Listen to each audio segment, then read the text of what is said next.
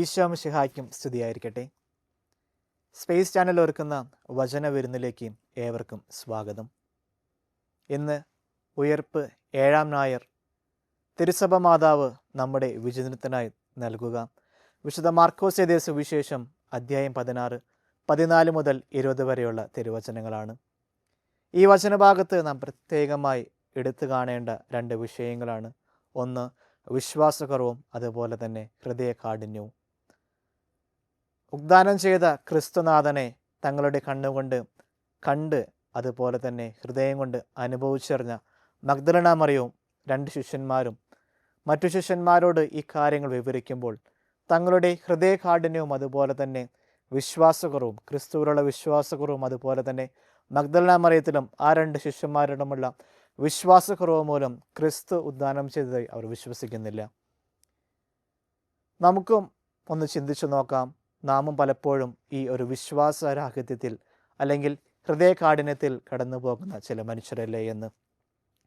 ക്രിസ്ത്യാനി എന്നുള്ള identity card പലപ്പോഴും നാം എടുത്തു വെച്ചുകൊണ്ടല്ലേ നാം നമ്മുടെ ജോലി സ്ഥലത്തും പഠന മേഖലയിലും യാത്ര ചെയ്യുമ്പോഴെല്ലാം നാം ചെയ്യാറുള്ളത്. ക്രിസ്ത്യാനി എന്നുള്ള ആ ഐഡൻറ്റിറ്റി കാർഡ് മാറ്റിവയ്ക്കുക എന്നുകൊണ്ട് ഉദ്ദേശിക്കുക നമ്മുടെ വിശ്വാസം മറ്റുള്ളവരുടെ മുമ്പിൽ ഉറക്കെ പ്രഘോഷിക്കുന്നതിൽ നിന്ന് മടിയോ ലജ്ജയോ പിന്മാറി നിൽക്കുന്ന അവസ്ഥയാണ്. എന്നേ ദിവസം നമുക്ക് ആത്മാർത്ഥമായി ചിന്തിച്ചു നോക്കാം. വിശുദ്ധ കുരിശുള്ള ജപമാലയും അതുപോലെ തന്നെ ഉത്തരീയവും മറ്റ് ക്രിസ്തീയ ഭക്ത വസ്തുക്കളെല്ലാം മറ്റുള്ളവരുടെ മുമ്പിൽ ഇട്ട് കാണിക്കുവാൻ നാം ഏറെ ഉത്സാഹം കാണിക്കുന്നുണ്ടോ? അതുമല്ലെങ്കിൽ മറ്റുള്ളവർ എന്ത് പറയുമെന്ന ചിന്തയോടുകൂടി അവയെല്ലാം മാറ്റിവെക്കുന്ന ഒരു ചിന്താഗതിയിലൂടെയാണോ നാം കടന്നു പോകുന്നതെന്ന് ആത്മാർത്ഥമായി നമുക്ക് ചിന്തിച്ചു നോക്കാം. നാം ഇത്തരണത്തിൽ നാം നമ്മുടെ ഭക്തവസ്തുക്കളെല്ലാം മറ്റുള്ളവരുടെ മുമ്പിൽ നിന്ന് മാറ്റിവെക്കുകയാണെങ്കിൽ ഓർക്കുക, നീയും ആ 11 ശിഷ്യന്മാരിൽ നിന്ന് വ്യത്യസ്തനല്ല. നിന്റെ വിശ്വാസരാഹിത്യവും ഹൃദയകാഠിന്യവും നിമിത്തം നീയും ക്രിസ്തുവിനെ തള്ളിപ്പറയുന്ന ഒരുവനായി മാറുന്നു. നാം നമ്മുടെ ഭവനത്തിലേക്ക് അല്ലെങ്കിൽ നമ്മുടെ ജോലി സ്ഥലത്ത് അല്ലെങ്കിൽ നാം ആയിരിക്കുന്ന പഠന മേഖലയിൽ എവിടെ തന്നെയായാലും ഈ വിശ്വാസം എന്നുള്ളത് ഏറെ സ്നേഹത്തിൻ്റെ ഏറ്റവും ബദലായ ഒരു കാര്യമാണ്.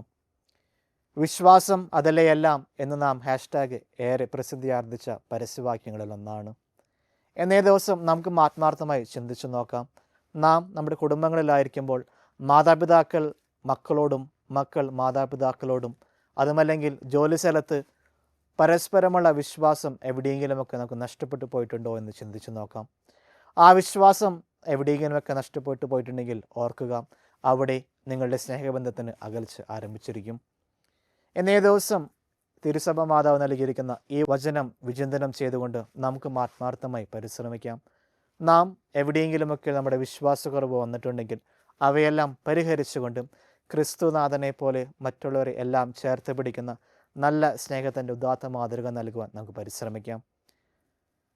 അവരുടെ വിശ്വാസക്കുറവും അതുപോലെ തന്നെ ഹൃദയകാഠിന്യവുമെല്ലാം പരിഹരിച്ച് സ്നേഹത്തോടെയുള്ള ശാസനത്തിന് ശേഷം മാത്രമേ അവരെ സുവിശേഷ വേലയ്ക്കായി ക്രിസ്തുനാഥൻ അവരെ പറഞ്ഞയക്കുന്നുള്ളൂ. എന്നേ ദിവസം നമുക്കും ആത്മാർത്ഥമായ ഒരു തീരുമാനമെടുക്കാം. നാം ആരെങ്കിലുമൊക്കെ ഇപ്രകാരം അവർ പറയുന്ന കാര്യങ്ങളോ അല്ലെങ്കിൽ അവർ ചെയ്യുന്ന കാര്യത്തിൽ എവിടെയെങ്കിലുമൊക്കെ ഒരു വിശ്വാസക്കുറവ് നമ്മുടെ ജീവിതത്തിൽ വന്നു പോയിട്ടുണ്ടെങ്കിൽ അവയിൽ നിന്നെല്ലാം അവയെ പരിഹരിച്ച് അവരെ സ്നേഹത്തോടെ ചേർത്ത് പിടിച്ചുകൊണ്ടും അവരെ ഏറെ വിശ്വാസത്തോടെ ജീവിക്കാനുള്ള വലിയ കൃപയ്ക്കായി നമുക്ക് പ്രാർത്ഥിക്കാം. ഇന്നത്തെ സുവിശേഷം നമ്മെ ഓർമ്മപ്പെടുത്തുന്നു, നിങ്ങൾ ലോകമെങ്ങും പോയി സുവിശേഷം പ്രഘോഷിക്കണം എന്ന്. എന്നേ ദിവസം നമുക്കും ആത്മാർത്ഥമായി ഒരു തീരുമാനമെടുക്കാം. വിശുദ്ധ ഫ്രാൻസിസ് അസിസി നമ്മെ ഓർമ്മപ്പെടുത്തുന്നത് പോലെ ആവശ്യമുള്ളപ്പോൾ മാത്രം തുറന്ന് സുവിശേഷം പ്രഘോഷിച്ചുകൊണ്ടും നമ്മുടെ പുഞ്ചിരി കൊണ്ടോ അതുമല്ലെങ്കിൽ വാട്സപ്പിലോ സോഷ്യൽ മീഡിയയിലെ ചെറിയൊരു ഇമോജിയോ ഒരു ഹായോ ഒരു ഹവായോ എന്നുള്ള ചോദ്യം വഴി മറ്റുള്ളവരിൽ ഒരു പുഞ്ചിരി വിടർത്താൻ നിങ്ങൾക്ക് സാധിക്കുന്നുണ്ടെങ്കിൽ അതായിരിക്കും ഇന്നത്തെ ലോകത്തിൻ്റെ ഏറ്റവും മനോഹരമായ സുവിശേഷ പ്രഘോഷണം. അപ്പോൾ മറ്റുള്ളവരെ ഏറെ വിശ്വാസത്തോടെയും അതുപോലെ തന്നെ സ്നേഹത്തോടെയും കൂട്ടുപിടിച്ചുകൊണ്ടും സുവിശേഷ വേലയ്ക്കായി ഇറങ്ങിത്തിരിക്കുവാനുള്ള സകല കൃപയ്ക്കായും സർവശക്തനോട് നമുക്ക് പ്രാർത്ഥിക്കാം. അതിനായി സർവശക്തൻ നമ്മെല്ലാവരെയും സമൃദ്ധമായി അനുഗ്രഹിക്കട്ടെ. നിത്യപിതാവും പുത്രനും പരിശുദ്ധാത്മാവുമായ സർവേശ്വര. ആമേൻ.